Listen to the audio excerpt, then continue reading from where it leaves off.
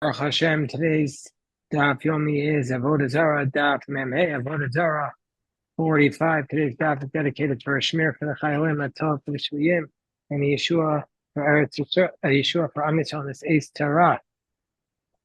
So today's daf yomi tells us nachrim ha'ovdim et ha'arim et ha'gvot. So let's say there's non-Jews who worship mountains and hills. Hain, the hills themselves are mutarim to have benefit. You're still allowed to get benefit from them. And you can get rocks and trees or whatever from them because they're just worshiping the hill, but the trees themselves, the mountains themselves are permitted. But the things that were removed from the ground, that were made there to beautify the mountain itself, like coverings of metal, of gold or silver that they covered the mountains with that they worshipped, even though the mountains themselves are permitted to have benefit, the coverings asurin are prohibited. As it says in the verse with respect to the prohibition of beautifying idolatry, it says, you're not allowed to desire the gold and silver upon them. It means to say that the gold and silver that's upon them is going to be prohibited. Rabbi Yossi Aglili says, Eloheihem al ha'arim, Elohim Elohim. Rabbi Yossi Aglili gives a second verse to prove to us that the mountains themselves are not prohibited, because it says in the verse, "You shall abeit habdun." This is in Parashas Re'eh. You shall destroy all the places that the nations worship. Es Elohim al ha'arim. They are gods that are on the mountains, which means Elohim al-harim, ha'arim Elohim. The mountains are not gods. Elohim al-gvaros. They're gods on the hills. Gvaros Elohim. If that's the case, Mimnei.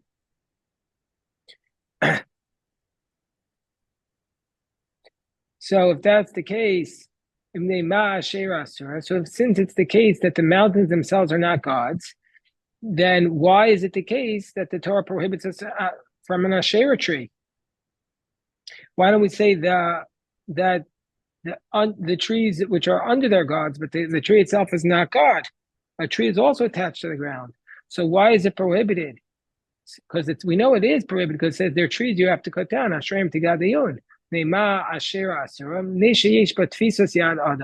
Because a person planted, a person got involved in it. Anytime a person gets involved in it, it's going to be us, or it's prohibited. Amar Rabbi Akiva, so Rabbi Akiva comes along and says, "Ani ovin v'adul fanecha." I'll explain it all to you. I'll explain it and I'll judge the matter before you. And Rabbi Akiva is going to tell us. Rabbi Akiva is going to tell us, basically, why don't we say, he tells us why the Asherah is not considered attached to the ground, but he hasn't explained to us why we don't expound the verse, that the tree itself is not their God. So Rabbi Akiva comes along and tells us to us, this is what the pasuk means. The pasuk means, when it says underneath the Eitz Ranan, the green tree, it means Kol makom shatamotze har gavoa v'giva nisa v'Eitz Ranan. Anytime you come into the land of Canaan and you find a high mountain or a high hill or a green tree, you should know that that's where you should look for the idolatry. That's why it says it there. It's just a sign to tell us where it is. Gemara says, well, what's the distinction between Rabbi Yossi Aglili and Tanna Kama? They're both telling us that the mountains themselves are not idolatry. Rabbi Yossi Aglili hainu Tanna Kama. So Amar B'chama Amar Shalkash Tzipoy Har Kahar Ika B'neo. Whether or not the covering of the mountain is going to be considered like the mountain itself. That's a distinction. Tanna Kama suffered Tzipoy Har Eino Kahar. Tanna Kama is in a position covering of the mountain is not like the mountain. And so therefore, for this reason, umitzar, and therefore for this reason, it's going to be prohibited. Whereas Rabbi Yossi suffered Tzipoy Har Hareu Kahar. Yossi says the covering of the mountain has become nullified vis-a-vis the mountain. And so since the mountain is not idolatry, it's also the cover is not prohibited. And this based upon the fact that it says, Elohim Elohim al Arim, but not the mountains that are upon them. Arim Elohim, but the mountains themselves are not God. And since it's not applied to the mountain, it's not God. So that's how Rabbi Yossi Aglili learns it.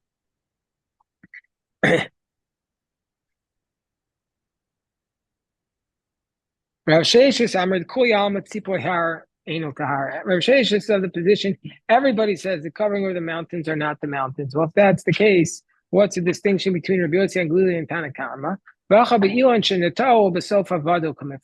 Here we're talking about a tree that was first planted and only then worshipped. So somebody put a seed in the ground, not for the purpose of idolatry, and after it blossomed, they started worshiping as idolatry. Would this tree be considered to be similar to the mountains and the hills and permit that benefit, or not at all? Tanakama Savar Ilan Shinato Ubesofa Vado Mutter. The Tanakama saw the position that if you have a tree that was planted and in the end it was worshipped, it's going to be permitted to have benefit from it because the tree was attached to the ground. And at the moment that you planted, it was not done for the purpose of idolatry, so it's not considered tefillas yad. Whereas Rabbi Yossi Aglili is at the position, and if you planted it and then you worshipped it, we're going to say, even though it had been in existence when you start to worship it, nevertheless it's going to be prohibited because it's considered like a man was involved. So the Gemara says, Mimai, how do we know from Rabbi Yossi Aglili that a tree that you planted with permission in kosher manner and in the end you worshipped it is prohibited? Midiktani Seifa, from the cause that what Rabbi Yossi Aglili says, Mimai Asher Asur, Mishiyesh Bat Tfisas Idei Adam. Also, Rabbi Yossi Aglili says, why is the Asher prohibited? Because it has the involvement of man. Anything that has the involvement of man is prohibited. When it says v'chol and everything, what's it coming to include? It's coming to include this tree that was planted and then in the end worshipped. Also, Rabbi Yossi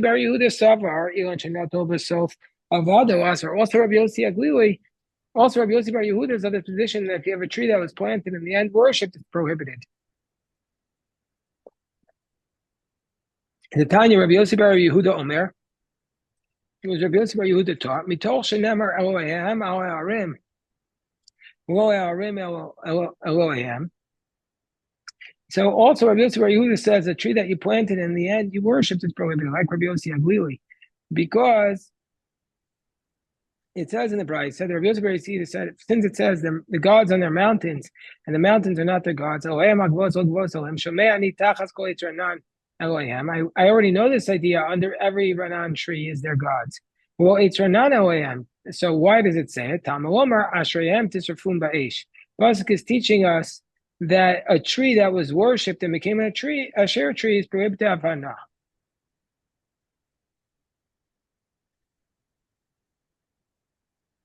From the words of Rabbi Yossi Bar Yehuda, it's clear that he's in the position that a tree that was planted and in the end worshipped is prohibited. Because if that's not the case, why is there a contradiction between the verses Ashrem Tisrafum Ba'esh and Lo Eitz Ranan Elohim? So we see from here. So we see from here that a tree that was planted is prohibited. Elatachas Kol Eitz Ranan Lamoi. So if that's the case, why does it say underneath each tree? Oh, Rabbi Akiva,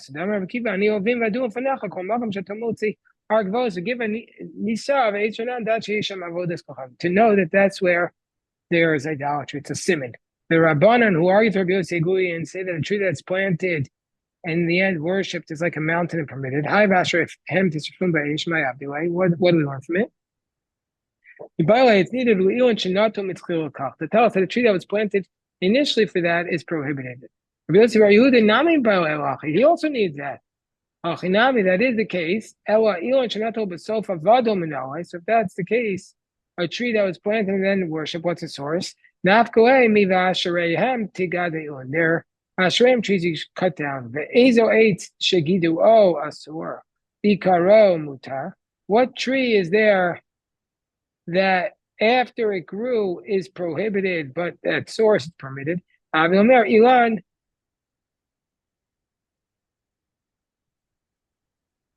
It's a tree that was planted and in the end worshipped. Where it says, Ashrehem tisrafum be'ish, kanasiv wa talmuda. This pasuk, Ashrehem tisrafum be'ish, don't we need it, that this tree that was planted in the end worship is prohibited? How can we say that it is Ashrehem tigadun? So Gemara says, Ilu nemer kamar, Ilu nemer tisrafum be'ish. If it did not say it should be burnt in fire, Hayisi omer Ashrehem tigadun. I would say it should be cut off. Now that it says Ashrehem tisrafum be'ish, to teach us this idea of a tree that was planted in the end worship. The way the rabbis do with this, look at Rabbi Shimon Levi. Rabbi Shimon Levi, it's to tell us that the Jewish people were commanded to cut down the Asherah trees of Israel before they conquered the land, but not to completely wipe them out. But Kibbutz Eretz Yisrael called them with beer of his coming. First, they have to conquer and only then destroy the idolatry. The Tanur of Yosef and Itatzim at Mizbechoseim, the Shibartim Esmei Mativosam Vahanach. It says you should crush their altars and break their altars, but it doesn't say to burn them. Just leave them. Vahanach Sagdaitach, really leave them? Sreifabay, it needs burning. So Marvuna, Redov, Ach Vach Kachsro. First you pursue the idolaters and only then do you burn it. How does he know this svara that to cut down the Asherah tree comes before conquering the land? He learns it out from Abei Tabdun. Abei first destroy them, and then destroy their idolatry. Don't the rabbis need this to tell us to uproot idolatry? You need a root after it.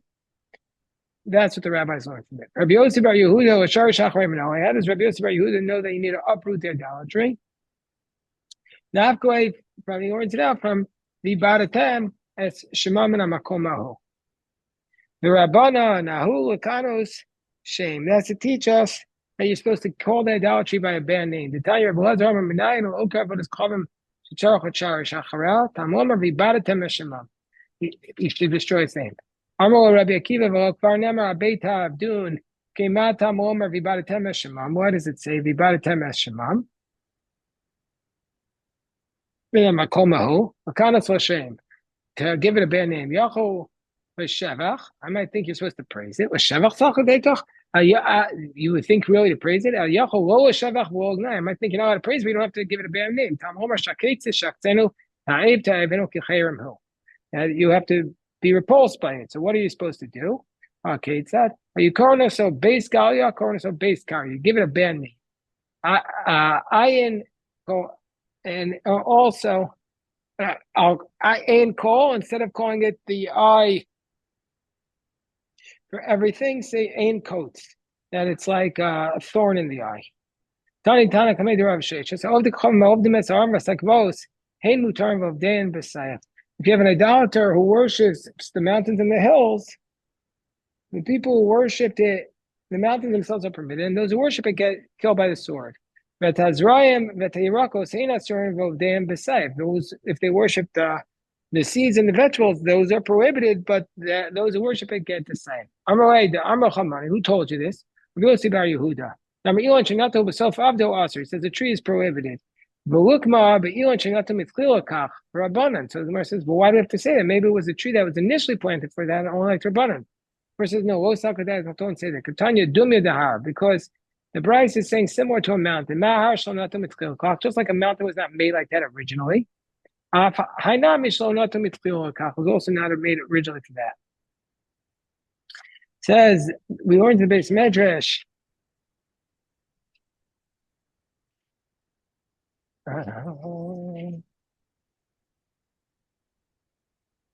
In Marabne Harshanil, if you have the stones of a mountain that were uprooted, and he worshipped by Bnei Rabbi Rabbi Yochanan Chad Amar Asuras Chad Amar Mataros. One says prohibited, one says permitted. By time in the Mandar Mataros, why would they possibly be permitted? Kahar, it's like a mountain. Mar of Fisha Imbat Fisas Yara. Demu Matar Af.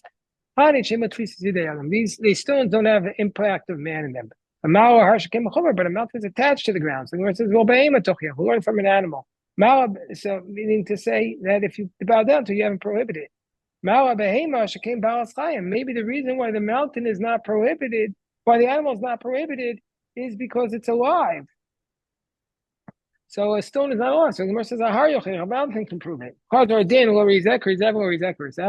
the common denominator?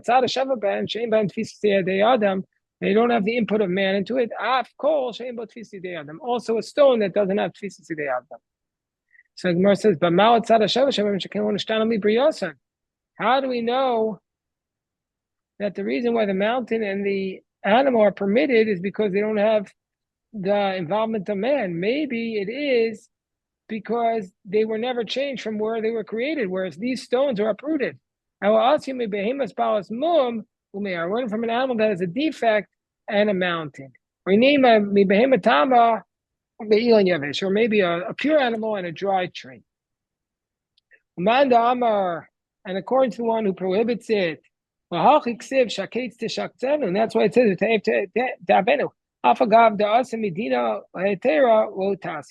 even though that we might have thought to allow it, don't warn out allowances. This time the B'nai Rabbi Chia de Sharo. Let's say that the B'nai Rabbi Chia are the ones who permitted it. The Baya Chizkiah, because Chizkiah once had a question. There was Zakef Beitza L'Shtachavoslo. A person set up an egg to bow down to it. Mao. What's the law with these eggs? Is it prohibited? Because Salkadet, the initial assumption was that he actually bowed down to it. Whether or not this setting up the egg like that is considered an action, and therefore where the man's involved, and therefore the egg is prohibited, or not. Or okay, but if he didn't set it up, it didn't have it standing on mitasra. Shma mina. So we see from here, B'nai Rebbe Chia that they are the ones who allowed it. The Gemara says no. No, really, the sons of Rebbe Chia are the ones that prohibited it. And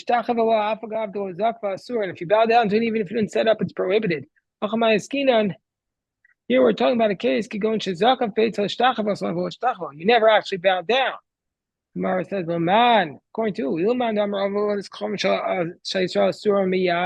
according to one who says that idolatry of a Jew is prohibited immediately, it should be prohibited. According to the other one, he didn't worship it. Gemara says, no, tzricha. No, we're talking about a case that he says Zakaf